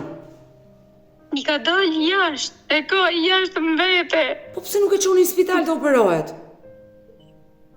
Unë nuk nuk mund të shamaqo vetëm se thash, po më gjenë gjë edhe pastaj më thonë që ka shkuar ka më të i ka marrë lekë të pele si fjalë të njerëzve që janë tonat për ditë për familje. O shqipe. Po I po në foto dita, unë isha për për vete, unë priqa me i të ditë në Itali. Shkova në Itali e erdha këta si shërbim nuk i po nonës, nona prapë qërto. Në momenti që ti ke parë që nëna ka një problem shëndetësor, por është e moshuar dhe nuk mundet do të shkoj vetë në spital, ti e merr dhe çon në spital, që janë këto që do më thonë mua jo po i vodhi nënës parat, jo po e vrau nënën, pse i ke këto mendime ti? Veta, i kam tuar disa herë dhe ma kusem vlezje, më kam thënë vlezje dhe tjerë që në kurbet kam thënë që i kam marrë lekë të në prindërve. A, ti e pas ke problemi me vlezri dhe me motrat që ta akuzojnë që i ke marrë lekët? I kam thonë, hajde t'ju përgjishim ku duni, dhe që hap një komra që keni kishbija, dhe që bëjmë me njerës, dhe që shkojmë ke policia ku duni, kam thonë një përgjishje. Edhe nuk vinë. Por pse ta akuzojnë ty? Edhe nuk pështu vesh së merën, më thashe dhe me rrugëve, kam mërtu fëmijën, nuk më ka erdhë, më ka vdek vjera, së më ka erdhë, ku një kam përgjish me çdo lloj gjaje ke shtëpia. Tani momentin e funit që është më i rënd. U apërova vjetë në shkurt, që është në spital, me vllai i djalit në telefon, i thot, ku është dhe ja, shqilpësene jote, pse s've me lamë është pla prindit. E në i thot djali që të full i thot, nuk e kam djalin sot to. I thot djali që të full thot adaj, mama thot është më spital u ka përru, pse mama ka për të tyrë mi majtë nanën e babin e juj. Pa pse vetëm piti ka thonjen, pa pse të mamstime ka thonjen djali. Ju tjerë nuk i kini nanën e bab, mi lami i shpla, mama ka thonë është më spital. E i ka thonë, i ka marrë lekë të shtetë, ka shku ka shtru vetë, ha? Kam dalë për spitali, i kam shku këshpia. Për 10 ditë, si kur i kam lanë, është i kam gjetë.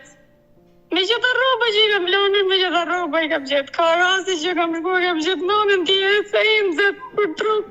E emzët, kupta? Mikrobe. Po nisë të ta mora të e, në thash për i të rëzim në diku. Në dhoj tjetër nuk në gjojë, këto të shte jenë dy piqarë, janë nga dalë për i burgu edhe tjetëri. Që është pa martohë në shpinë, si edhe të lartë të poshtë, punë të veta, nuk më interesë mu pas jelet, po pse më akuzojnë mu për ata gjona. Kur kam dalë mos operimit, kam shku ke shpia, si këj voglim folë të herë pa herë, jo, hajde thonë të kaj herë, hajde vrejt plakën, unë shkosha, por nuk mahet shpia me të shku me të ardhme. E dashu Shqipe, më lejo të pyes, se motra dhe vlezri ta akuzojnë që ti ke vjedhur lekët e nënës? Po. Pse ta akuzojnë? Nga se shkosha, i shërbejsha. Unë të tha gojën time, se njërive ka patës pate, ndaj prindve ti e ke detyrim. Pa tjetër, ne të gjithë kemi detyrim të shërbejmë prindërve, por pse ta akuzojnë ty? Nënës... Edhe mos operimi vjetë, shkova ke shpia, i thash vëjt vogë. Thash qenë të vjetë, thash si bolë në lërë të poshtre, pëse thash nuk i thot vlezën të thash tjerë, tha me ato me rutita që atë punë keta, hajde thash që me plak, thash du me kontrolë shpinë të jerën. Shpinë thash vesh pa jepat ma, ju thash pleqve se pleqve thash nuk i ka hyrë kërkush ke shpia. Unë të net me nonën ta, hututa, krefta, ndruta, veshin që i bluze, veshin që bluze, ka mori ka hapraftin, i ka qit valiqet nonës, i ka qit robat, i ka gjetë leket 2-3 pjesë, vllai vogël. I ka gjetë leket 2-3 pjesë, i ka marrë leket, dora si kur i kishte lënë nona se pat prek prap edhe trumpuza e pat prek pak kokë. Edhe i ka marrë leket edhe ka dalë ke shtëpia më tanë, ka thonë mu hajde ti nimrem. Pra lekët u gjendën. E dashur Shqipe. I kam thënë ta, te si ke vënë dorën ta, te pleq ti pas kanë pas shtëpinë në rregull, nuk ja ka thënë kush. Te ke vënë dorën ta, te i ke marrë se sa kanë pas, se sa s'kan pas, i kanë thonë nuk e di. Por lekët u gjendën, vllai i vogël i gjeti lekët në shtëpi. Po, ka marrë lekët. Bësh fjalë për sa lek? Bësh fjalë për sa lek? I sekond. I ka nejmë trotuar, edhe më thot, i thamon, që ke bësh ashtore? O, thot, që ke në mykë, thot. I kam thonë, ke komrat hapt, më ledh lek shpit, edhe futim vend, si e në lek të djali që është në burg. Se të shafin kamerat edhe ti si me rrugëve edhe të vinë policia të marrin lek të shtëpisë, lek të pleqjve për djalin që është në burg. O, mirë thesa, ka më shpet i kam ledhe dhe i ka fut mërin. Se sa kanë qenë, se sa s'kanë qenë nuk e di. A i herë tha 15, mrapa tha 13, mrapa tha 12. Hiku kje punë. Qiti dhe Florin, thash, si do që të bëhet puna, thash për djallë. Doli s'doli, thash, varzën, thash, me gjithë plak, thash, ja kam blejton vlajt, thash, ki burgu. Ja kam blejton me mamën, thash. Po thash, letings burrit, thash, me mamën, thash, në bazar, thash, i kina blejt varzën djallit. Si unë Shtamburg, thash. Nëse si do si tjetë punë e djallë, thash, nëse ashtu, o varse në plakën, thash, e du unë, se e kam blet me lek të mija.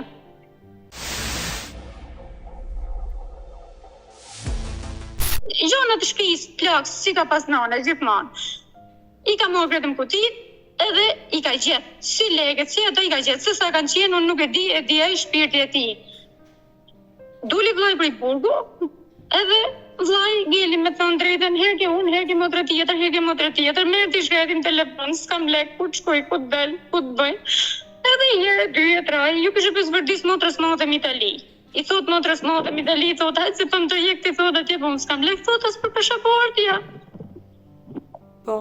Lek si që njerëzit, si që në motrat ka 200, ka 150, sa kina pas mundësi se të shtenë me burë, ina me halë. E qartë, e kuptoj. Kërëm ledhë, merë lek kjo dhe ja dërzë vllajt madh. Vllajt tjetër, i një maj mas e kjo, ja dërzë ati, se është i mërtuaj me gru, pa fëmijës ka, ja dërzë ati edhe i shkruaj.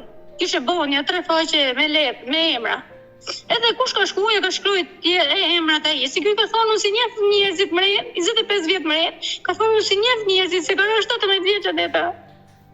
Kara i vogël, ka deshte 3 muaj me mbush 18. Por të pyes për vllajin, çfarë krimi bëri vllai që u dënua me 25 vite, kë vrau? Ka bë hakmarrje, ka vrau dorën vet, po dora vet ka marrë dhe fëmijën e Baçanakut e ka marrë para vetes, për me mbrojt veten ka marrë fëmijën e Baçanakut. Edhe ka plagos edhe një vajzë tati, dorës tonë të hasmit. Por pse ju keni qenë hasmë? Se ai ka pasur me vjetën, edhe ka pas plagas nanën e në vllahën.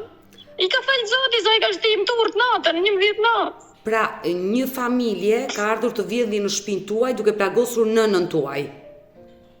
Ka nërë me vjedh. I ka njëllë baba, i ka thonë, o filon, o deta ka thonë, që bë kështu jemi kumshi, si vjedhim njëni tjetrin në kështu.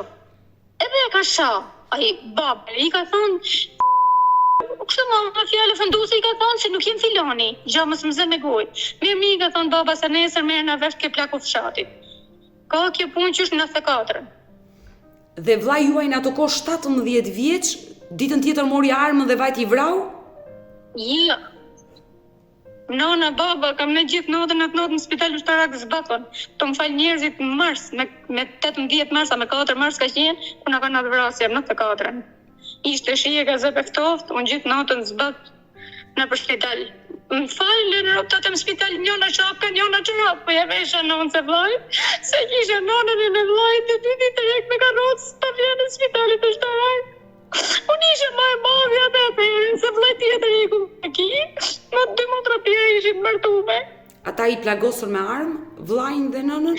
Po, ka në shtim turë më bërë. Të mërshme.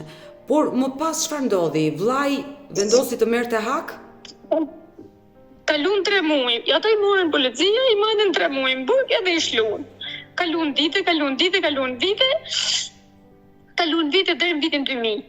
I qoj uzun të rritë qunët madhe, hajtë se më zbohet në i damë mëj madhe, i qoj baba mu morve. I qoj një njërit vetin të tyve. Një të tyve, një tonin. I qoj baba mu morve, është në pagu i domin që më ke po më spital, e tu s'ka lëmet si jenë të rritë fëmijë, si jemi 10 fëmijë. Jenë të rritë 6 quna. Jenë të rritë fëmijë të kap të bënë i damë mëj madhe. Ka fatë se në fali Zoti neve. E qartë. I qoj babi e tyve. Ai nuk ka pranon. Dora vet i ka thonë që ke për të më paguajt 3 muaj se më ke fut në burg. I ka thonë do të më paguash burgun se më ke fut 3 muaj në burg, i ka thonë më ke bërë ç'ti mu. T'mersh. Kaloj ke punë, prap një vit e gjysë 2, i ço baba prap i dajt aty të vetin, aty se kishte afër, ja ço gjyshit vet. plakut vjetër, babs. E qartë, ndërmjetësues që të ndërmjetësoni mes dy familjeve. Po, ja qa bashkëshit vet, i thot që shtu djalia ka du të më përgjigjesh ajo, a i kishte bakti me kohë, plaku ishte gjallë, i fuqishëm, kishte bakti. Edhe i kështë përgjigje personit si rumne, i thot që unë nuk më lëshis baktin, si e më t'irujt me gjithë plak të më dalë shpirti, se djali qysh qëtënat që ka shti, më bërë tata ka shti, ka shti, ka thonë nuk e di, po a i ka thonë që nuk kam shti, unë dërë qëtënat ka thonë, si ma kanë mërë policia djali, unë nuk fol ka thonë me ta, unë nuk më lëshis gjanë pa komuniku me djali. Djali nuk fol me mu dërë qëtënat, si u ka përnat juve që i problem. Thot gjyshi vetë. Po. E ne kje puna dhe që shtu gili. Kaluan prap një 6-7 muaj, kanë qenë vliznit me babën të shkërku zitorin me gruna të ke djeri, edhe kjo ka kaluar të drejt për rozë edhe u ka kullit. Dora, nëse nuk ka qenë rojt fare, ishtë se ka pësbo mal. E qartë. Ka kaluar të drejt edhe u ka kullit. Djali, kjo që ka përvrasi nuk ka drejtu kështë më zitar të nëjtë, më rëmë që zitorit edhe, ha u ka thonë. E në të bështenë, në të kullit, dhe mu na i mirë se ku shjetë, e i ka thonë baba, vazhdo punë atë, ka thonë gjë, hudë grunin, ta shkërku me lupat, ta hudë poshtë. E në u ka hudë për zitori ky. I ka vërdu baba, këtë shku, hajti këto. I harë ka thonë, në më falë për shkërën edhe, ta i ka thonë, babs, e në me thonë, zdo me mlonë. Djali. Vllai, e qartë. Po, vllai, ka hik anej mrapa ka shpije vjetë, ka këva thelopës, ka marrë armen edhe ka hik anej, për shpijet uje, për kopshtijat, ka dali, ka shkua ka zonë më rrugë. Dhe kë vrau në atë familje? Vrau Dore në vetë, që ka shtim ne. Personi që erdhi dhe volli tek ju dhe plagosi atë dhe nënën? Po, Dore në vetë, i ka plagos dhe i fmi i vajzë të atyve, po ka vrau dhe i fmi në 14 vjeç më pas në gjuhë të Baçanakut vetë. Se ka marrë fëmijën e Baçanakut të ta mbrojt para vetes, para mrapa, edhe thot vllajnët është i thot, i kanë ra vllajt atë, i kanë gjujtë mgur gratë, e djali kanë fillu të gjujtë mgurën vllat, vllai me automatik i thonë shloje djalin, ato kanë fillu të gjujtë me gur edhe i ka shenjat vllai, kanë pesçaqit të mkok edhe mësuk të krahit. Ti gjujtë mgur. Vllai ka marrë. Ose ai ka mbrojt ka majtë fëmijën e Baçanakut para vetes, edhe të urrek me qit pistoletën, atëherë thot vllai, ja kam shlu thot me automatik se që të më vra prap. Pra i ka marrë peng një fëmijë nga ajo familje. Jo, e ka marrë ka Baçanaku vet. Po pra, fëmijën e Baçanakut vet. Ka qenë ta çuki shtëpia, edhe ne e ka mujt para vetes për mu mbrojt. Dhe ka vrarë 2 persona dhe ka plagosur një vajzë. Një vajzë. Vajza po e saj familje, kurse djali, fëmia i vogël është i Baçanakut, që ka vra pa dashje, pa dieni. Edhe vajza pa dieni u ka plagot. Po nga se kanë mbrojt babën e vetë të gjujtë mgurë dhe arma si shkrepa deta, ai fëmijë ka desh në 3 muaj vllai me moshë 18 vjeç. U dorëzua vetë në polici apo u arratis pas ngjarjes? Ka nejt një vit e gjys në rrati, rrugëve. U ka smu, po bërë diabet më gjenë vetran, po ka të zolina akomodim, me qindra e gara, dhe në për spitalet, në për bushjet e këtë Shqipnisi ka kërku, jem gjendje akome e mazere. Arriti, doli nga burgu, edhe të ne nuk ka si prit. Kurse punë vllai vogël, i ka marrë leke, qyshta, i kam thonë, dul djali prej burgu, i kam thonë, mora motrën e madhe, thash i ka skineri, thash pare, nuk kam marrë pare, thash shumë, thash 2 vllezën si janë tjerë të më kurbet, mbasë më akuzoni mu për lekë se jeni të hymë gjinak, se s'keni për t'ja pa harin vetes. Hajdim Shqipni, mledh me gjithë, bëjmë be, nda shkimon policim, nda qap një kamrat, kam bërë mi u përgjithë si duni. Të besoj për këtë pjesë që po më tregon. E dashur Shqipe, vllai jetë... Me motra, më lejon të pyes. Më lejon të thot. I ke lek thot, i ka marrë djali vogël thot, i ka vllai vogël thot, lek tuja si kanë rrit pleqt. E ne i kërko vllajt lek, i thot lek si më kanë lënë pleqt thot, ku janë thot, se këta thot të shtet nuk dinë se ku janë thot, po kush i ka marrë lek të më shpi, se këta i kanë pas thot lek, ndër 20 milion. Kush ka thonë të? I thot, kjo më ka thonë motra Mitali, ka thonë shqipjes se ti. Edhe merr mund telefon ajo detë. unë të marrë bukë me burë.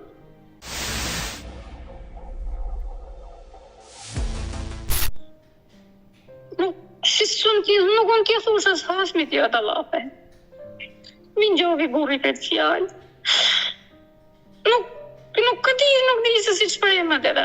Vllai I vogël që mori lekët, të mori telefon dhe të ofendoj. Po, se pse ke thonë ti si ka marrën lekë? Pse ke desh mi marrë ti? Po pse thash desh ke mira hasha lekëve ti? Unë I thash ka me të limru policinë që jetë të folë qështo.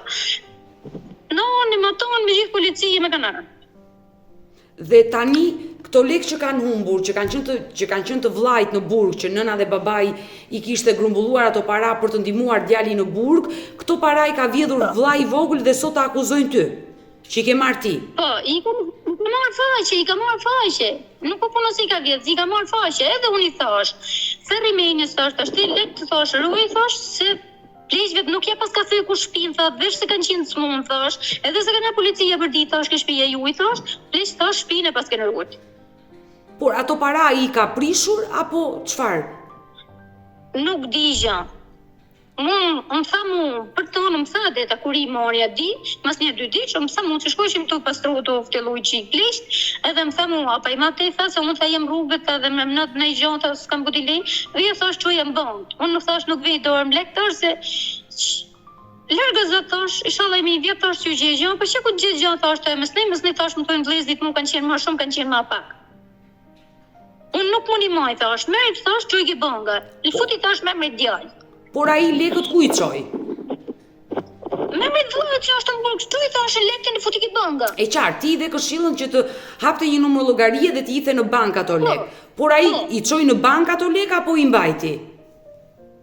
Nuk e di, më tha ti jepte, unë nuk ngjova, se më tha burri I djalit të I thasmi dhe mënyrën, s'ke për të marrë lekë ose rraja tjetër, më tha, mos hajti ke shtëpia. S'ke punë me lekët aty, bashko në një kur të kesh, ta me lamësh pla pleqt, lekët e dy vëmti mos I prek me dorë. Edhe unë si e mora, kaloja pak, dul vllai për I burgu, karam habeti si ka kërku vllai lek, si kina thoni ka vllai tjetër lek, si desh lek me hik për Itali, ta motre madhe hajde të preson ka. Po. Edhe ky merr mua në telefon, më shaf, në mëzajtët nuk më kalon fjalë pa më thënë. E në më tha burri, tha, gjithë që ta fjalë të si të tha vllai, tha, vrejnë se qash pas kanë bëhë vleznit, ta. Po mirë. Pas kanë përdor vleznit. Edhe më ka thonë burri si ti këtë rrim shpinë. Munohem kur nuk është taj, kur është taj më punë, vifti dhe I shpinë kanë, kur është taj më shpinë, shmangim del rria, është se nuk, jem vetëm se nuk ha jemi. Shqipe, por ti du të bësh efort dhe këto gjëra ti zgjidhësh në momentin që ndodhi kjo ngjarje. Ti pse s'ke folur me motrën në Itali, me vllajin tjetër, të shpjegosh gjithë situatën që ti je pafajshme në këtë mes, nuk I ke marrë ti ato para. I kam thënë motrës në Itali, I thash pse me motër thash I kallzove thash djalë. Ai thash më ka marrë, jo tha pse tha, mos e kallzoj tha, atë kam thonë të si ke marrë ti tha, për ne tha I kam thonë tha. Kam thonë të si ke marrë ti tha. Ai tha ka dash mi im qef tha. Po të lonë fajin të është ashtu, tha në kam thonë ke gjë, hikin tha në gjë me thonë të si ke marrë ti. Ka dalë vllajt është I pri burgu, më spesin për vllajt, vllajt u të net rrugëve dhe dhe ka hikin Tiranë, nuk di gjë me çfarë me thonë. Ne nuk mundeni më gjithë herën dhe dhe. Por ti me vllajin që ka dalë nga burgu, ke kontakte apo dhe ai s'të flet? Kam kontakte deta, merr për çdo gjë, mbeti shkreti, po çfarë ti bëj deta? Nuk kam mundësi. Jo thot të marrin, apo në marrin thot fëmijë tani. Kur fëmijët të mi kur e ngjova, evokate një ditë. Fëmijët e mi, kam 3 fëmijë edhe motrave të tjera. Po fëmijët e mi nuk I njefin ata doja ti thoj, atë këta në çikollatë. Atë vini sonë këtaja për darë. Ose hajde që shëtis daja të që kun, ose hajde që bi daja I tort për të qikje. Por vllai I vogël që ka bërë këtë veprim jo të hishme sipas teje, që ka vjedhur paratë e nënës dhe babait dhe të akuzon ty që a ke vjedhur ti. Nuk mundi them si ka vjedhur, se më duket tuli, skandal, po I ka marrë faqe. Unë tu marrë me nënën gjatë të hutu, nënën më ka thënë vetë, hutoj e merë me plak të se të kontrolloj shtëpinë. E gjetë e lek se mos t'i marrë tjetër kush. Por ato para sipas teje kush I ka marrë atëre? Ti e ka marrë vetë, I kam pa me 7.000. Po pra, I ka marrë vllai dhe nuk I dorëzon, I ka prishur, nuk e dim çka ka bërë ai me ato lekë. Ti nuk e shkuar, është më I vogël në moshë se ty apo më I madh? më shkua deta, i kam thonë edhe babë, si thash, o babë, thash, ishte që shto leke, thash, mas shka thash, nëse tha babë, du shkojmë polici, tha kush nga ka ty shpinë. Nuk e pun, thash, a babë, më shkojmë polici, se zehe me kalamajt, se shpinë, thash, lek ti ka marrë djali vogël.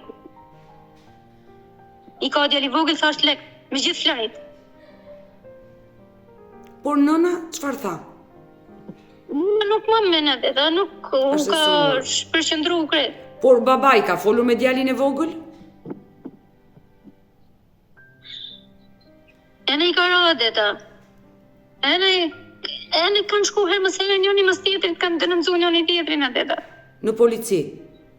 Ba, është skandal e deta familja janë. Jemi bashkë se nuk e di se si jetojmë se bashkë me të, nuk e di se si na majnë të burra në shtëpi, kam thonë motrës madhe në Itali, nuk e di, unë i herë për vete jam skandal kretë nga se kam shkuti një mu vazhdimisht, nuk e di se si ma burri në shtëpi. Por babai... Gjithë mi thonë kujtë se kujta janë.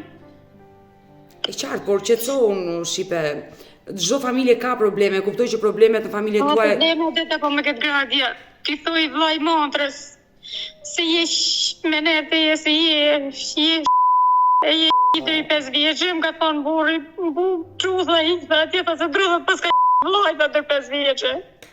Këtë pas ku morën? Nuk e di, ata të këtë gjendje nuk ka deta. Turp t'i vija ati vllaj. Ti thoi babë se non.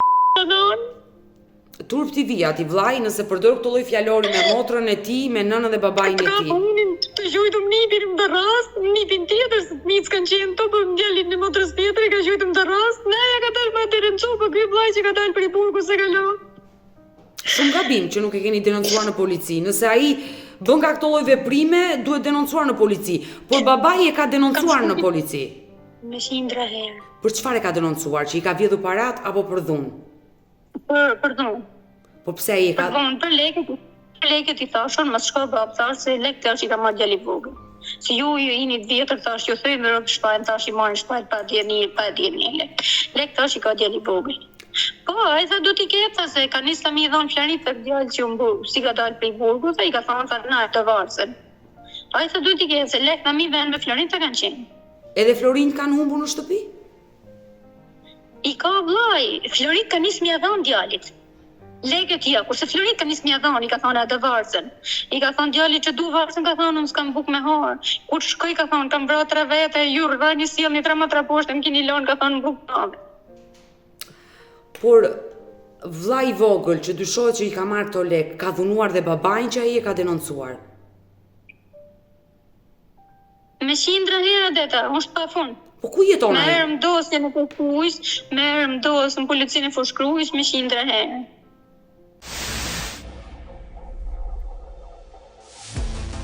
Por prindrit e tu, nëna dhe babai me kë jetojnë sot?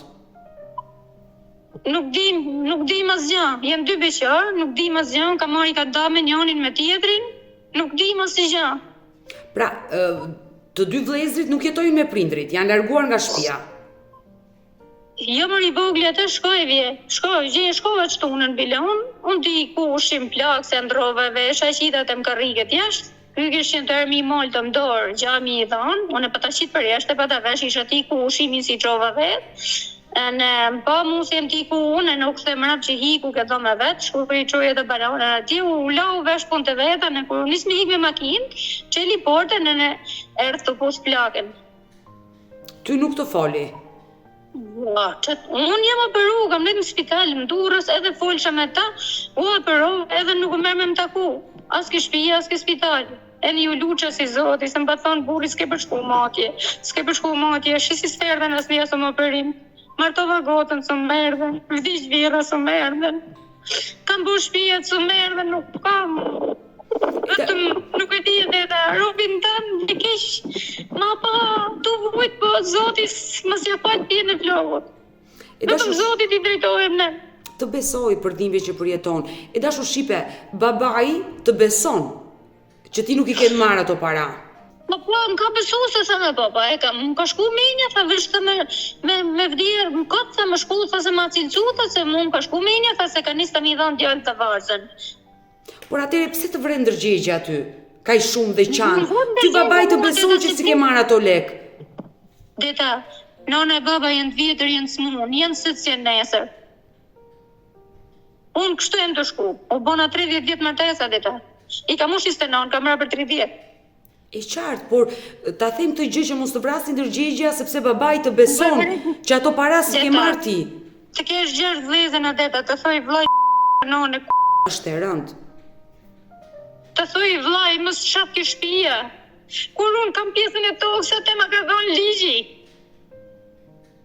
Unë nuk më vjej vlla ke shtëpia, nuk më respektoj vlla. U bona 30 vjet martesë, fëmijët e mi nuk kanë hori herë buk, burri im s'ka hori herë buk ke shtëpia ime. Si ka qit kush i kape. Shkova për vllajt për qok, si dojt për i burgu 150.000 lekë me tortë, me banane, me kuti moltash. Qysh si pa ta marr 1-2 brava me vete. Me gota plastike, që ka pru vllai nga burgu. Por pse vëllezërit dhe motrat nuk të respektojnë dhe nuk të duan? Për pos pjesëve të parave që kanë humbur dhe të akuzojnë që ndoshta ke ti gisht në humbjen e tyre. Por ti më thuaj ndër vite, kam 30 vite martesë dhe nuk më kanë respektuar. Pse? Motrat kemi shkuar kemi ardhur, po vëllezërit, çishto shkojnë punët var. Jo në mas tjetrës, i kanë lënë më ka thonë, edhe ma përpara se i merr dhe lekët, më ka thonë merr i plesht majke shtëpia jote. Unë i kam thonë, si ti marrë plishtën ti majke shtëpia me 6 vëllezër, të marrën plisht ti majnë Borizane. Unë kur i marrë plisht i kam thonë, du firmat e gjithë, du pjesën e pleqjeve gjithë, du në centime. E i kam thonë, ju s'tirni më ndërtime, si të marrën plisht ti majnë Borizane. I thash të morëm telefon ty, thash ti që në mjezil në diko, nuk pranon. Jo tha se vinë morin tokën të shtëpinë. Po ta morin thash. Po ke për ta paguaj thash te atë tokën shtëpi thash si jeto moj 100 vujt lesht. Por tani nuk po kujdeset askush për prindrit? Ai thotim ti moj ton. A mohet nona e baba ka 80 vjeç kur të marrësh ti bire kur të bie rruga të merr shtëpia. Eko. Ose kur të bie nusja vllajt e ndame, i jep thot vllai në Greqi thot paguaj nusën e ndame. I jap thot i çoj lek thot për Greqie. Vllai këtu thot e paguaj nusën thot ka 100 euro, edhe pensionin e plaksia kanë dhënë vetëm baba ma pensionin e vet. Ajo kur të vjen nga puna. Shkon punë në firma që ashtu si ne punë fasonerish, kur vjen nga puna shkon darkë dhe rregulloi një nanë. Tani ka ja 2 muaj, se 3 muaj të para si ka dalë vllai për i burgu, e ka la vllai.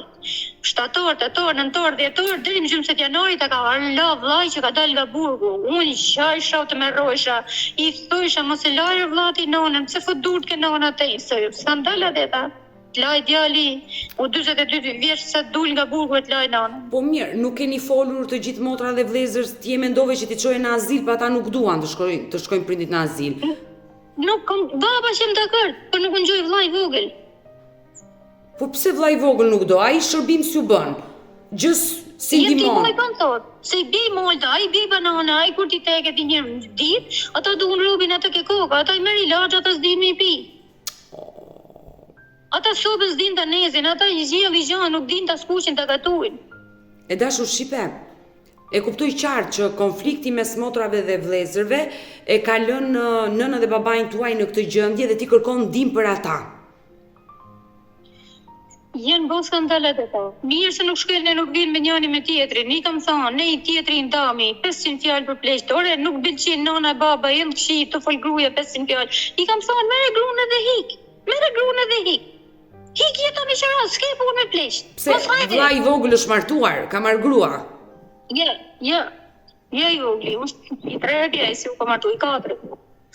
2 tjerë janë në Kurbet, njëri prapë në Shtrëmburg, gruaja e tij që në Shtrëmburg ka hikë njerëzit e vet. Por 2 tjerë janë në Kurbet me gratë e vete, edhe ai që u këtu me gru. Pra me pak fjalë asnjëri nuk kujdeset nga vëllezërit për nënën. Nuk skandal, ai njëri i dyti i Greqisë thotë që unë jam kërçu lek, thotë unë jam ndihmoj, ai u ka interesu. Pa, ma që të shli që kanë gjellë kretë, u ka interesu të erë për shemëll tipa, kur që baba erë është trovi 3 ditë në spital para 4-5 vitesh, kur e patë për plas makina para 6-7 vitesh, po jo se, ka thërë nona shpatë një rast, nuk kanë erë as një dhe, ta kam shku në natën, kam dalë nga puna, që risha 2 tuna shumë pasoneri.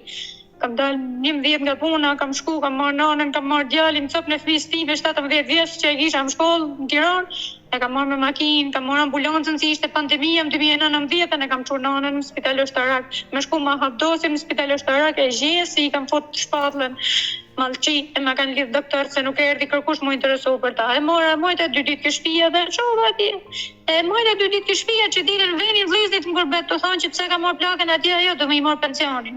S'ka gjë plaka kur nana ishte me shpatë. Kjo është e turpshme, e dashur shipe, nëse situata është kështu, nëna dhe babai. Shishton ka deta, nuk planosh ta jem tu shmang pak se është edhe më e zezë. Të betohem deta. Do e kam marrë me mia herë, se patat që ti pi Elvin, ma me nëj për ata fëmijë se i kam ala baba ty nga ty. Po ty nuk se me gjindra e kam marrë Shipe, në patat na pi Elvin. Shipe, të lutem. Ushtë edhe me zezë. Unë të këshilloj që nëna dhe babajin bëj një sakrifisë dhe merren në shtëpinë tënde. Le të mendoj çfarë të doj vëllezrit, sa ata po të duan vën kujdesen për nënën dhe babajin, nuk e lën atë gjendje. Ti merri në shtëpi dhe kujdesu për ta. Ku ti maja deta, si ti them burri? Si ti them, të mërët moj nonën e babën, kur vlezit për ti të mësoj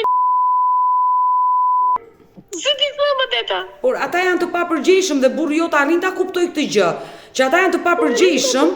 Arrin ta kuptoj deta, po thot, si po i merr thot prindit tej kur vlezit thot nuk komunikojnë e nuk të përgjigjen thon as prisen, po merr thot lish tej ma këtu i varros këtu thot tej edhe vlezit të brerin thot anej. Por ti prandaj po i merr se ata i kanë çutrusat në përburgjit, kanë shku me qindra jo në përburgjit që ta vlezën. Jo ke ky që ka lekta këto mos e përmend që ka bërë për hakmarrje pa tjerë, janë skandal, kanë rrugë 4-5 herë. Po, duke ditur që çaj jetë bëjnë vëllezërit tuaj dhe kanë përfunduar në përburgje, burri jot arrin ta shpjetoj që ata janë të papërgjegjshëm. Ndaj ti po e merr nënën dhe babain. Dhe këtë gjë mund t'ja kërkosh se nuk është turp. Ti thua burrit që unë do kujdesem për nënën dhe babain. Ne kemi detyrim të kujdesemi për prindrit. Pa kena detyrim atë po nuk mundi përballoj ata sa me rrugën e burrit ti më në shtëpi. Por babai çfarë thot? Kërkon të vite ty? Ai kërkon të vite unë, po thot o turp thot edhe kam gjelm thotë si të vi thotë të vdes në Borizane unë. Okej, ai është në moshë dhe ka këtë lloj mentaliteti, kërkon të vdesi në truallin, në tokën e vet, në shtëpinë e vet. Po, se thot, atje thot unë son. Por ai është i gatshëm të shkojë në azil? Po, pa të thonë, kam vizitu me babën, ne i kam thonë që është të gjyshtëm. E së njoj vlaj vogil se jo se vinë në marrë në shteti shpinë, e token. A i ka halë se i mere toka. Më dëgjo, më lejon ti që unë të flasë me vlajnë tënë të vogël? Mere, thuj për ato pliq ku shkëllëshohet, thuj edhe për atë mundër thuj që e ke akuzu, thuj që ka marrë leket. Mirë, e dashur Shipe, unë do bëjt pa mundur që të flasë. Nuk kërkoj thuj ma me imësi, thuj, po vetëm për ofendime thuj që i ke thonë modrë, se ajo modrë thuj është shumë kriz, thuj, unë shtë rëzik thuj ditë e ditës me pi helmin, thuj, burri thuj ka thonë hik thuj më srimo, si ke thonë modrës thuj, si je shë deri 5 vjeqe, e ke shë thuj vla. Të lutem, që është fjallori i randë. Shikon, si e ka akuzu thuj për leket, kur leket thuj i ke marrë Shipe, ma lërë mua në dorë që të flasë. Unë uroj që ai të më përgjigje, të më hapi telefonin dhe të flasi me mua. Do di unë si të flasë me atë dhe do mbetemi të dyja bashkë në kontakt dhe i uroj shërim sa më të shpejt në nësë tënde, jetë dhe shëndet të dyve, dhe babajt dhe nënës, dhe ti bëhu e fort. Ka zgjidhje, vetëm tregohu e fort dhe mendo pak ndryshe për t'i zgjidhur këto probleme. Por gjithsesi do jemi bashkë në kontakt, kështu që të përqafoj dhe të përshëndes. E dëgjuam historinë e Shipe Balla e dashur miq, një motër e lënduar nga vëllezërit e saj, të cilët e kanë akuzuar se ajo ka vjedhur parat nënës dhe babait, nuk i flasin dhe mbi të gjitha këta vëllezër nuk kujdesen për dy prindit e moshuar. Kërkon t'i marri dhe t'i ndihmoj nënën dhe babain që janë mbi 80 vjeç me shumë probleme shëndetit të tyre, kërkon t'i çojë në azil, por vllai i vogël nuk i lejon, ndaj kjo motër kishte një mesazh dhe unuroi që vllai i saj ta ndjekë këtë live, të reagoj dhe mbi të gjitha të më hapi telefonin kur unë ta marrë dhe të gjendet më e mira për të gjitha palët dhe mbi të gjitha për dy të moshuarit të cilët jetojnë në kushte të vështira. Mirë, ne kemi ardhur në fund edhe për këtë video. Ju falenderoj që ndrohet me mua deri në fund të këtij live-it. Nëse dhe ju keni një histori për të denoncuar, kërkoni që zëri juaj të dëgjohet. Mos hezitoni të më shkruani në numrin tim të telefonit 069 99 55 698 që ndodhet poshtë ekranit tuaj. Por mund të më dërgoni mesazhe edhe në rrjetet e mia sociale, në Instagram dhe në Facebook me emrin Odeta Dumemandro. Dhe këto janë faqet e mia zyrtare. Ndërsa këtu lart tek fotoja ime mund të klikoni dhe të abonoheni, të bëheni pjesë e kanalit tim zyrtar në YouTube, ku çdo paradite live ora 10 jam me ju me këto histori të trishta njerëzore. Mirupafshim dhe ritakohemi nesër.